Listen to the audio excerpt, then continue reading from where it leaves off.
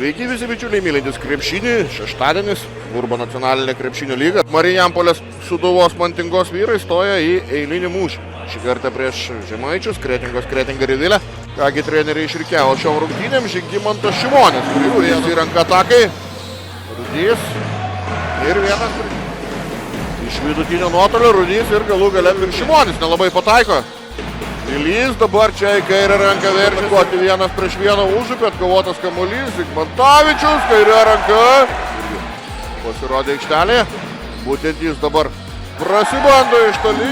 Šiek tiek prastas peisingas buvo atakoje ir Pukelis ir Labutis ten nuo Kazakausko atakos apsiginti. O čia yra gražu, dar be pražangų žaidžia šiandien. Ir dar vienas tritaškis kamuolį, Kliučinykas. O bando dar vieną tritaškį, 3-3. Nefiksuoja arbitrai pražangos, dar kartą Kliučinykas. 4 iš 4. Ir čia Kliučinykas, ar bus penktas?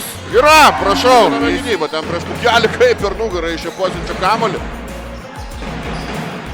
Ir dar vienas tritaškis. Nenori mesti Rudys, Vorenas meta ir pataiko. Galų Gynyga prieš jį, bet vėl per nugarą ten įkertančiam kolegai baudos aikštelė, o čia